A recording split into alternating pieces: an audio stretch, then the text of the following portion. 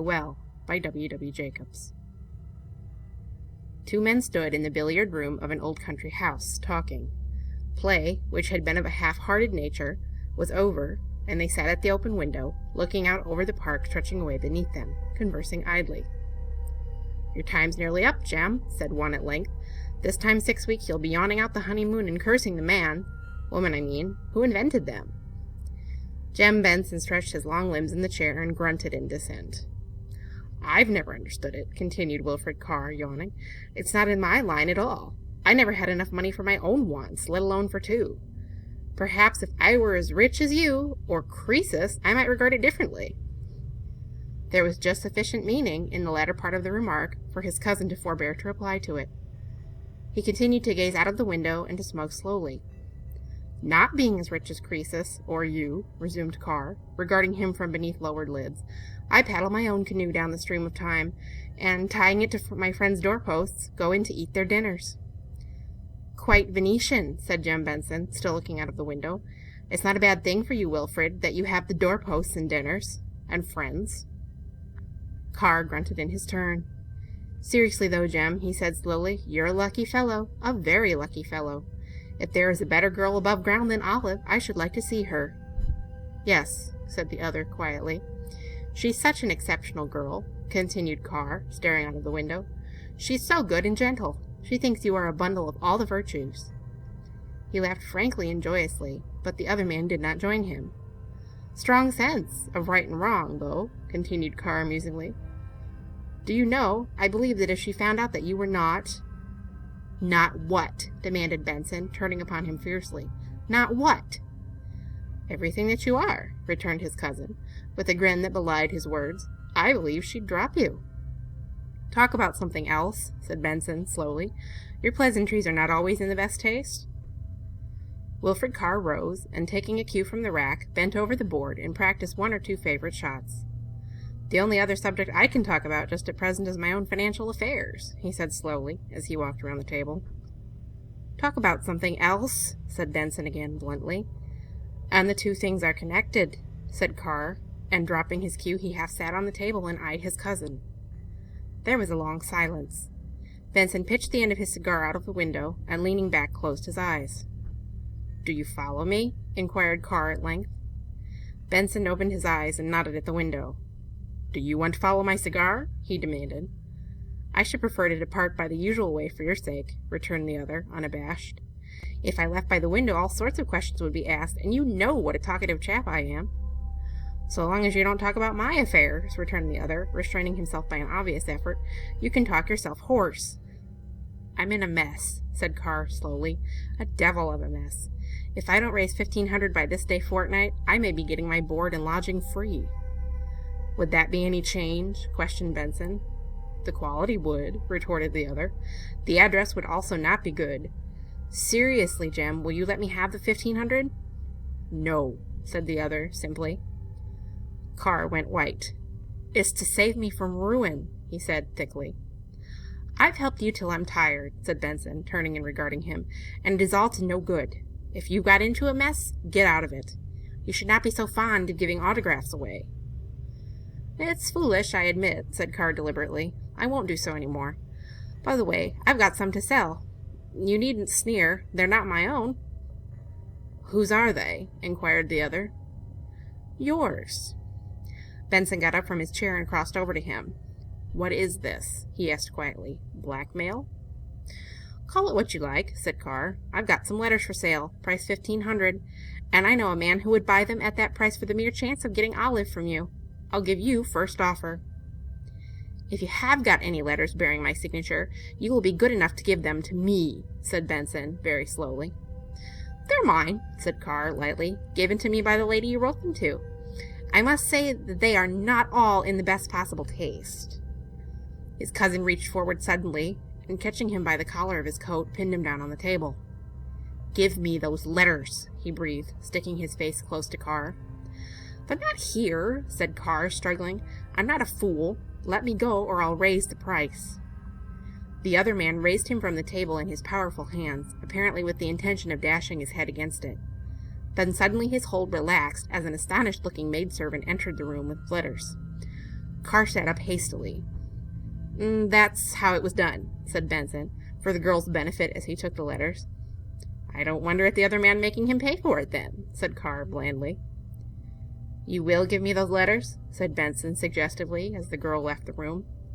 At the price I mentioned, yes, said Carr, but so sure as I am a living man, if you lay your clumsy hands on me again, I'll double it. Now, I'll leave you for a time while you think it over. He took a cigar from the box and, lighting it carefully, quitted the room.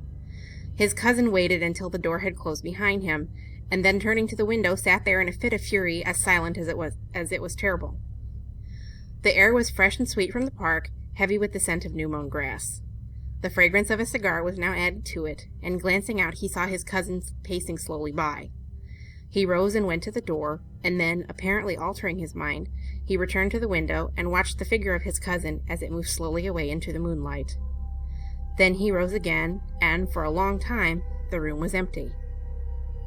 It was empty when Mrs. Benson came in some time later to say good-night to her son on her way to bed. She walked slowly round the table, and pausing at the window, gazed from it in idle thought, until she saw the figure of her son advancing with rapid strides toward the house. He looked up at the window. "Good night," said she. "Good night," said Benson in a deep voice. "Where is Wilfred?" "Oh, he has gone," said Benson. "Gone?" "We had a few words. He was wanting money again, and I gave him a piece of my mind." "I don't think we shall see him again." "Poor Wilfred," sighed Mrs. Benson. "He is always in trouble of some sort. I hope that you were not too hard upon him." "No more than he deserved," said her son sternly. "Good night." 2. The well, which had long ago fallen into disuse, was almost hidden by the thick tangle of undergrowth which ran riot at that corner of the old park. It was partly covered by the shrunken half of a lid, above which a rusty windlass creaked in company with the music of the pines when the wind blew strongly. The full light of the sun never reached it, and the ground surrounding it was moist and green when other parts of the park were gaping with the heat. Two people walking slowly round the park in the fragrant stillness of a summer evening strayed in the direction of the well. "No use going through this wilderness, Olive," said Benson, pausing on the outskirts of the pines and eyeing with some disfavor the gloom beyond. "Best part of the park," said the girl briskly. "You know it's my favorite spot." "I know you're very fond of sitting on the coping," said the man slowly, "and I wish you wouldn't. One day you will lean back too far and fall in." "And make the acquaintance of truth," said Olive lightly. "Come along." She ran from him and was lost in the shadow of the pines, the bracken crackling beneath her feet as she ran. Her companion followed slowly, and emerging from the gloom saw her poised daintily on the edge of the wall, with her feet hidden in the rank grass and nettles which surrounded it. She motioned her companion to take a seat by her side, and smiled softly as she felt a strong arm passed about her waist. "I like this place," said she, breaking a long silence. "It is so dismal, so uncanny. Do you know, I wouldn't dare to sit here alone, Jem.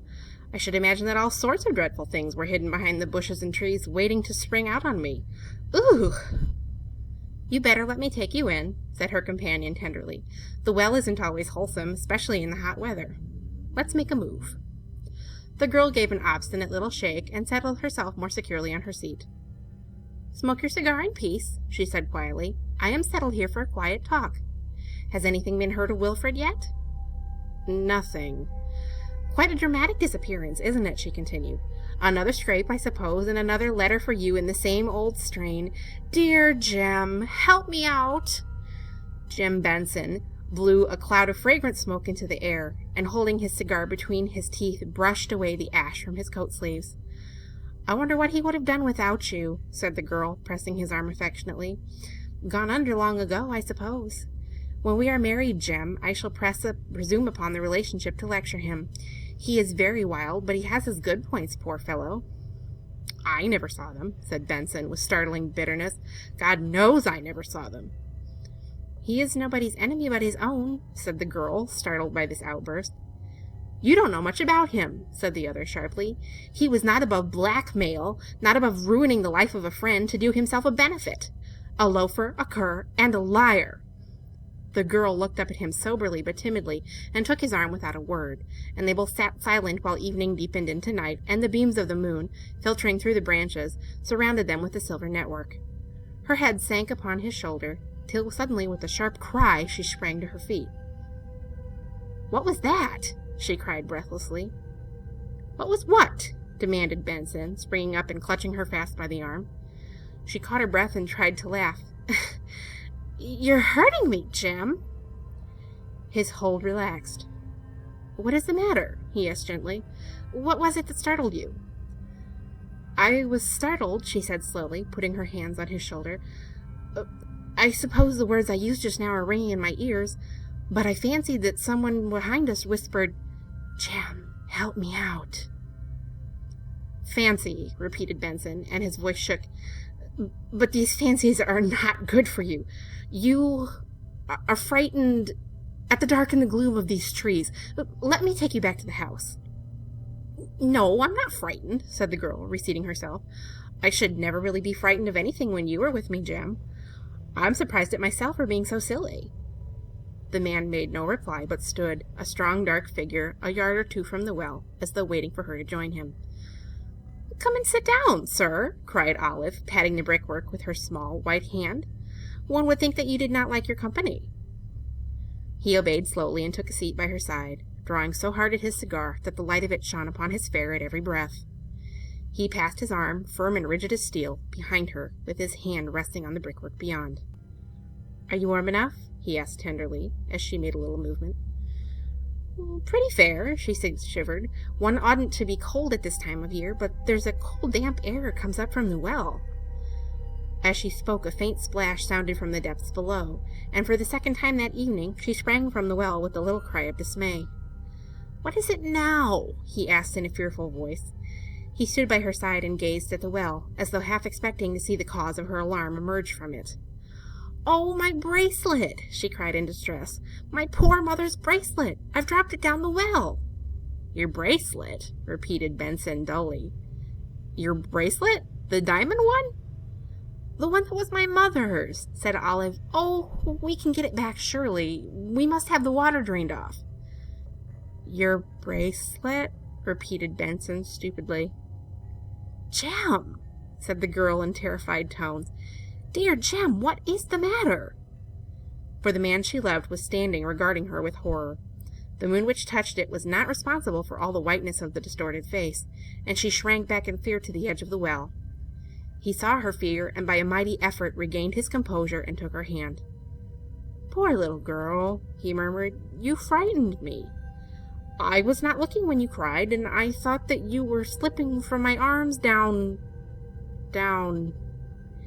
His voice broke, and the girl, throwing herself into his arms, clung to him convulsively. "There, there," said Benson fondly. "Don't cry, don't cry." "Tomorrow," said Olive, half laughing, half crying, "we will all come round the well with hook and line and fish for it. It will be quite a new sport." "No, we must try some other way," said Benson. "You shall have it back." "How?" asked the girl. "You shall see," said Benson. "Tomorrow morning at latest you shall have it back.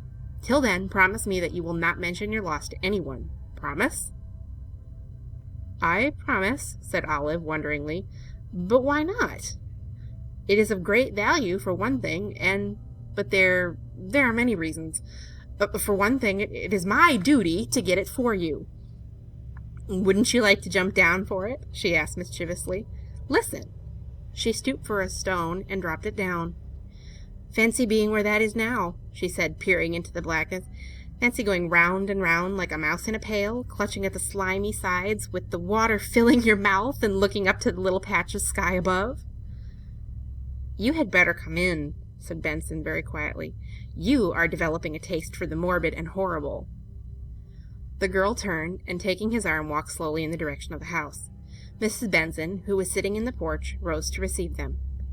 "You shouldn't have kept her out so long," she said chidingly. "Where have you been?" "Sitting on the well," said Olive, smiling, "discussing our future." "I don't believe that place is healthy," said Mrs. Benson emphatically. "I really think it might be filled in, Jim." "All right," said her son slowly. "Pity it wasn't filled in long ago." He took the chair vacated by his mother as she entered the house with Olive, and with his hands hanging limply over the sides, sat in deep thought. After a time he rose, and going upstairs to a room which was set apart for sporting requisites, selected a sea-fishing line and some hooks and stole softly downstairs again. He walked swiftly across the park in the direction of the well, turning before he entered the shadow of the trees to look back at the lighted windows of the house. Then, having arranged his line, he sat on the edge of the well and cautiously lowered it. He sat with his lips compressed, occasionally looking about him in a startled fashion, as though he half expected to see something peering at him from the belt of trees. Time after time, he lowered his line, until at length, in pulling it up, he heard a little metallic tinkle against the side of the well. He held his breath then, and forgetting his fears, drew the line in inch by inch, so as not to lose its precious burden. His pulse beat rapidly, and his eyes were bright.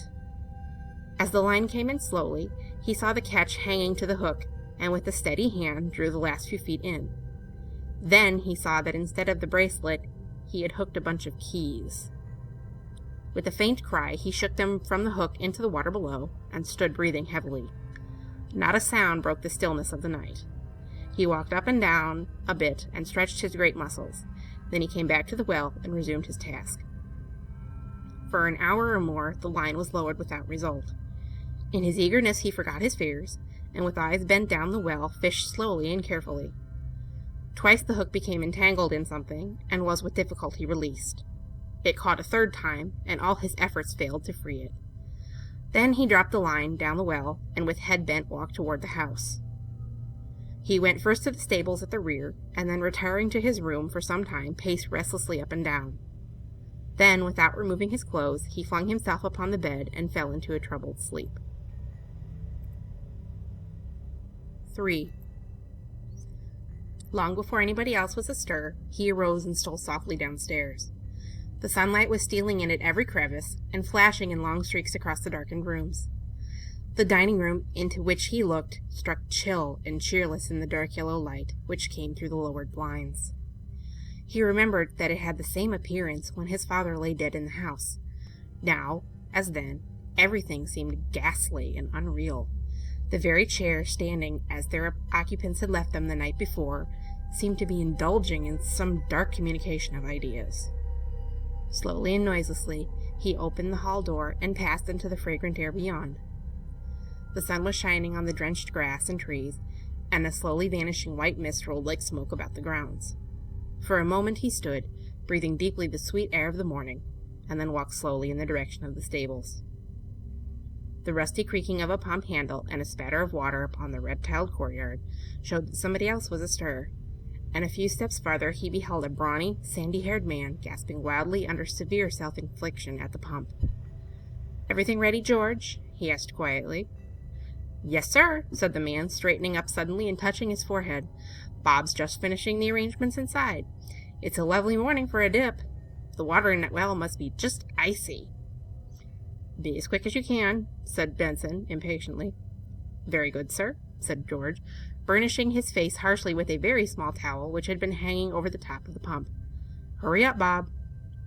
In answer to his summons, a man appeared at the door of the stable with a coil of stout rope over his arm and a large metal candlestick in his hand. "Just to try the air, sir," said George, following his master's glance. "A well gets rather foul sometimes, but if a candle can live down it, a man can." His master nodded, and the man, hastily pulling up the neck of his shirt and thrusting his arms into his coat, followed him as he led the way slowly to the well. "Beg pardon, sir," said George, drawing up to his side, "but you are not looking over and above well this morning. If you'll let me go down, I'd enjoy the bath." "No, no," said Benson peremptorily. "You ain't fit to go down, sir," persisted his follower. "I've never seen you look so before. Now if—" "Mind your business," said his master curtly. George became silent, and the three walked with swinging strides through the long wet grass to the well.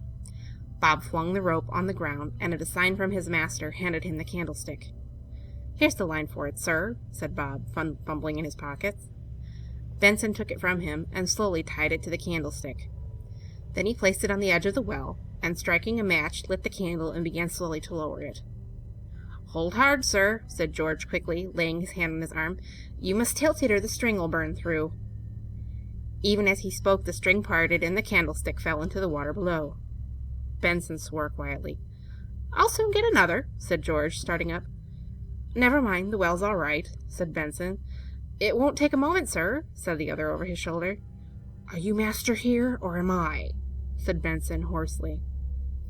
George came back slowly, a glance at his master's face stopping the protest upon his tongue, and he stood by watching him sulkily as he sat on the well and removed his outer garments. Both men watched him curiously, as having completed his preparations, he stood grim and silent, with his hands by his sides. "I wish you'd let me go, sir," said George, plucking up courage to address him. "You ain't fit to go. You've got a chill or something. I shouldn't wonder it's the typhoid. They've got it in the village bad."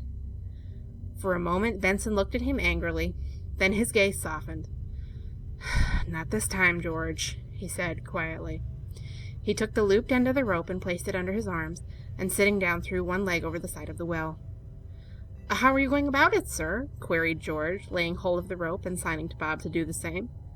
"I'll call out when I reach the water," said Benson, "then pay out 3 yards more quickly so that I can get to the bottom." "Very good, sir," answered both. Their master threw the other leg over the coping and sat motionless. His back was turned toward the men, as he sat with head bent, looking down the shaft. He sat for so long that George became uneasy. "All right, sir?" he inquired. "Yes," said Benson slowly. "If I tug at the rope, George, pull up at once. Lower away." The rope passed steadily through their hands until a hollow cry from the darkness below and a faint splashing warned them that he had reached the water.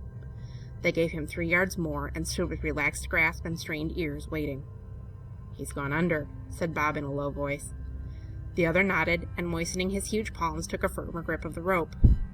Fully a minute passed, and the men began to exchange uneasy glances.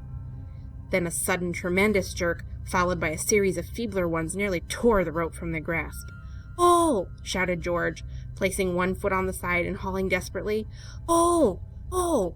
He's stuck fast! He's not coming! Pull!"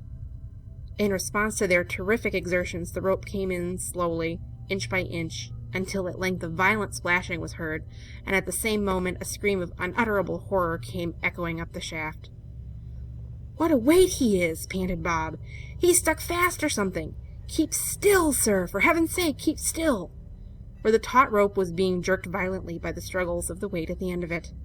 Both men, with grunts and sighs, hauled it in foot by foot. "All right, sir," cried George cheerfully. He had one foot against the well, and was pulling manfully. The burden was nearing the top. A long pull, and a strong pull, and the face of a dead man, with mud in the eyes and nostrils, came peering over the edge. Behind it was the ghastly face of his master, but this he saw too late, for with a great cry he let go his hold of the rope and stepped back. The suddenness overthrew his assistant, and the rope tore through his hands. There was a frightful splash. "You fool!" stammered Bob, and ran to the well helplessly. "Run!" cried George. "Run for another line!" He bent over the coping, and called eagerly down as his assistant sped back to the stable, shouting wildly. His voice re-echoed down the shaft, but all else was silence. End of The Well by W. Jacobs.